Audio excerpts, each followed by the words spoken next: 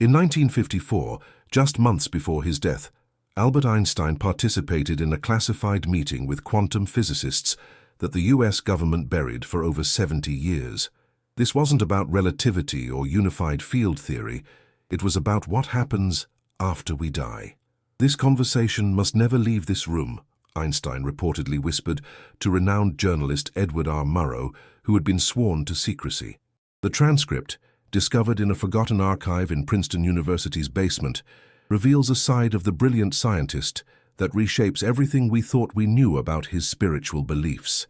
The revelations within this document will fundamentally change your understanding of consciousness itself.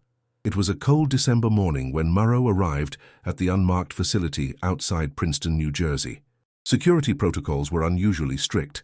No recording devices, no notes, just his trained memory to capture what would become the most extraordinary interview of his career. The room was sparse, windowless, with only a small table and 4 chairs. When Einstein entered, Murrow later recalled being struck by the physicist's intense gaze, somehow both weary and electrified. "Mr. Murrow," Einstein said, settling his 75-year-old frame into the chair across from the journalist, "what I'm about to share with you contradicts much of what I've publicly stated throughout my scientific career. But recent developments in quantum mechanics have forced me to reconsider everything." Murrow noted that Einstein's iconic wild white hair seemed particularly untamed that day, as if physically manifesting the intellectual turmoil he was experiencing. "You see," Einstein continued, leaning forward and lowering his voice, "for decades I rejected Bohr's interpretation of quantum mechanics. I couldn't accept that God plays dice with the universe. I insisted on determinism, that everything must have a definite cause, but I was wrong." The room fell silent as Einstein removed his glasses and rubbed the bridge of his nose. 2 other physicists present, whose names were redacted in the recovered document, exchanged meaningful glances. "My objection to quantum theory wasn't just scientific, it was philosophical, perhaps even spiritual," Einstein admitted. "I couldn't reconcile myself to a universe built on probability rather than certainty. But recent experiments with entangled particles have shown me something profound." Einstein then described how quantum entanglement, what he had once dismissed as spooky action at a distance, had proven to be real. Particles once connected remain instantaneously linked across any distance, defying our classical understanding of space and time. "This connection," Einstein explained, gesturing with his hands as if holding something invisible between them, "it exists outside the constraints of space-time as we understand it. And that has enormous implications for consciousness." Murrow, initially skeptical, asked Einstein to elaborate. The physicist's eyes lit up. "Consider this, Mr. Murrow. If quantum entanglement allows for connections that transcend space and time, then is it not possible that consciousness itself, which many of my colleagues now believe operates on quantum principles, could persist beyond the death of the physical brain?" One of the other scientists interrupted, warning Einstein about disclosure protocols, but the aging genius waved him off. "I'm 75 years old," he reportedly said. "What are they going to do to me now?" He turned back to Murrow, his voice growing more passionate. "Our consciousness, the very essence of our being, may be information encoded in quantum structures within our neurons. And information, as we now understand it in quantum physics, cannot be destroyed. It can only be transformed." Murrow, trained to maintain journalistic distance, found himself leaning forward. "Are you suggesting, Dr. Einstein, that there is scientific evidence for an afterlife?" Einstein's response was measured but astounding. "I am suggesting that the dichotomy between science and spirituality is a false one. Quantum physics is revealing that consciousness may be fundamental to the universe, not merely an emergent property of brain activity. The ancients called it the soul. We call it quantum information. But the essence remains the same." The interview continued for nearly 3 hours, during which Einstein revealed that a secret research program had been measuring quantum activities in the brains of dying patients. According to the rediscovered transcript, Einstein described how quantum coherence in the brain inexplicably increased in the moments before death, rather than dissipating as conventional science would predict. "It's as if the quantum information is preparing for a transition, not an ending," Einstein explained, his hands moving animatedly as they did when he was most engaged in a subject. We've detected quantum entanglement patterns that seem to extend beyond the physical boundaries of the brain in these final moments. Murrow, struggling to comprehend the implications, asked why this information had been kept secret. Einstein's face darkened. Powerful institutions, both governmental and religious, have vested interests in controlling narratives about death and what might follow. Science that challenges these narratives becomes dangerous knowledge. According to Murrow's later private notes, Einstein then shared something even more extraordinary, his personal experience with what he called non-local consciousness. 2 years ago, Einstein confided, during my surgery at Princeton Hospital, I experienced something that cannot be explained by conventional neuroscience. While completely unconscious, according to all medical measurements, I found myself aware and perceiving information from the operating room. Later, I could accurately describe conversations and events that occurred during my surgery, things I could not possibly have known. The physicist's voice had dropped to just above a whisper. What's more remarkable is that I experienced perceptions from locations outside the operating room, simultaneous awareness from multiple locations, non-locality of consciousness, Mr. Murrow. The same principle we observe in entangled particles appears to apply to consciousness itself. One of the other scientists present, later identified as a leading quantum theorist whose work remains classified, then shared data from experiments involving identical twins separated by thousands of miles. Using highly sensitive quantum measurements, they had detected simultaneous correlated quantum fluctuations in the twins' brain activities that could not be explained by chance. We are quantum beings, Einstein concluded, temporarily localized in these bodies, but fundamentally connected across space and time in ways we're only beginning to understand. Murrow, ever the skeptic, pressed Einstein on why he had spent decades publicly dismissing metaphysical interpretations of quantum physics. The aging physicist grew reflective. Fear, Mr. Murrow, not physical fear, but intellectual fear. The fear of having one's entire worldview dismantled. I built my career opposing Niels Bohr's interpretations, insisting that quantum mechanics must be incomplete. To admit I was wrong required me to reconsider everything, not just about physics, but about the nature of reality itself. Einstein then shared how his near-death experience during his illness had shifted his perspective. When you glimpse what lies beyond the veil, you return with an understanding that cannot be articulated through conventional scientific language. It requires a new synthesis of science and what humans have traditionally called spirituality. According to the transcript, Einstein then revealed that his famous equation, E-mc2, had deeper implications than publicly discussed. Energy and matter are interchangeable, yes, but what we're discovering is that information may be more fundamental than either, and consciousness appears to be a specialized form of information that follows quantum rather than classical rules. At this point, Murrow asked the question that would prove most controversial when the transcript finally emerged. Doctor, Einstein, based on your research, what happens when we die? Einstein's answer was carefully worded. The evidence suggests that death is not an ending, but a transition. Consciousness appears to be indestructible, though transformed. Think of it like a wave in the ocean that appears to vanish when it reaches the shore. The wave form disappears, yes, but not a single drop of water is lost. It merely changes state and returns to the greater whole. The physicist continued, our experiments with quantum non-locality suggest that consciousness is not generated by the brain, but rather focused by it, like a prism focusing light. When the prism breaks, the light continues to exist. In fact, it returns to its natural state, unified and unbounded.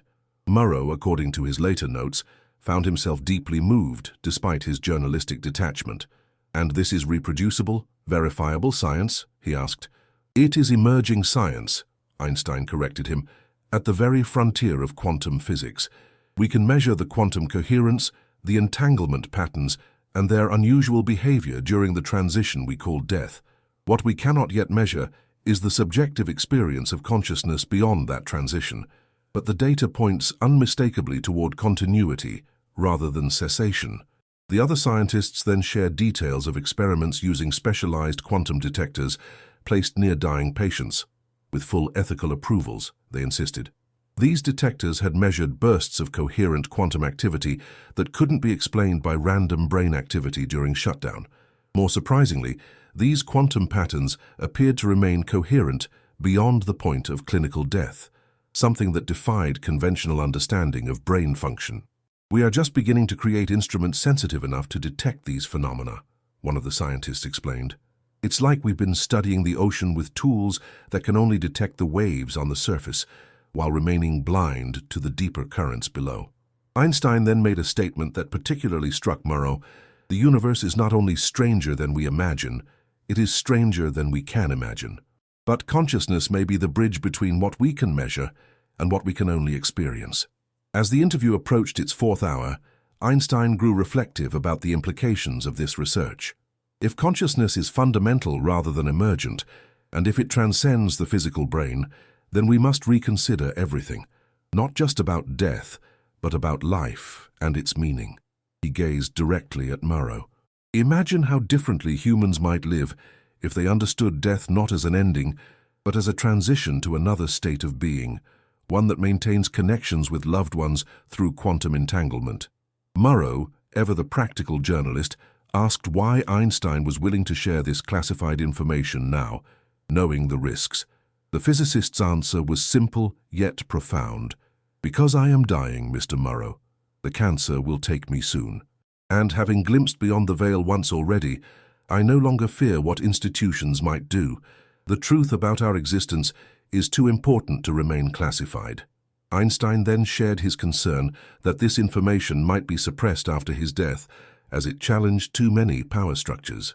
Science that suggests consciousness survives bodily death threatens both religious institutions that claim exclusive knowledge about the afterlife and materialist paradigms that insist consciousness is merely brain activity. Both have reasons to suppress such findings. The conversation then took an unexpected turn when Einstein revealed that certain ancient meditative traditions had intuited aspects of quantum consciousness thousands of years ago. The Vedantic concept of Brahman, universal consciousness, or the Buddhist understanding of non-self, these align remarkably well with what quantum physics is now revealing. The ancients accessed subjectively what we are now measuring objectively. As the meeting concluded, Murrow asked Einstein how this knowledge had changed him personally. The physicist was silent for nearly a full minute before responding. "It has brought me peace, Mr. Murrow. The universe is not a cold mechanical place where consciousness flickers briefly before eternal darkness. It is, rather, a vast sea of consciousness in which we are all connected waves, temporarily taking form before returning to the whole." Einstein's eyes, Murrow later wrote, held a serenity I had never before witnessed in another human being. "When my time comes," Einstein continued, "I will approach the transition with curiosity rather than fear. The dissolution of this temporary pattern called Albert Einstein will simply be my consciousness returning to its natural, unbounded state, like a drop of water returning to the ocean from which it came." As they prepared to leave, Einstein placed a hand on Murrow's shoulder. "You cannot publish this now. They won't allow it, and the world isn't ready. But keep this knowledge safe. The time will come when humanity needs to understand that we are more than our physical forms." Murrow promised to honor Einstein's request, never publishing the interview during his lifetime. The transcript remained classified until recently, when quantum computing breakthroughs began independently confirming aspects of Einstein's claims about quantum consciousness. The document only emerged through a Freedom of Information Act request filed by researchers investigating the government's historical involvement in consciousness studies. What makes this transcript particularly significant now is that current research in quantum biology is beginning to detect the very phenomena Einstein described. Recent studies from laboratories in Switzerland and Japan have measured sustained quantum coherence in brain microtubules, something previously thought impossible in the warm, wet environment of the brain. Even more remarkably, this coherence appears to increase rather than dissipate at the moment of death, suggesting some form of quantum transition rather than termination. Einstein's final public statement before his death in April 1955 took on new meaning in light of the rediscovered transcript. "Now he has departed from this strange world a little ahead of me. That means nothing. People like us who believe in physics know that the distinction between past, present, and future is only a stubbornly persistent illusion. What many thought was merely a tribute to a departed friend appears now to have been Einstein's coded acknowledgement of what he had learned about consciousness and its continuity beyond physical death. As this transcript continues to be analyzed, its authenticity verified by multiple experts, we stand at the threshold of a scientific revolution that may fundamentally change our understanding of consciousness, death, and what may lie beyond. Einstein's final gift to humanity may not have been his unified field theory, but rather this glimpse into the quantum nature of consciousness itself. The physicist who revolutionized our understanding of space, time, and matter may ultimately be remembered for revealing something even more fundamental: the nature of consciousness and its persistence beyond bodily death.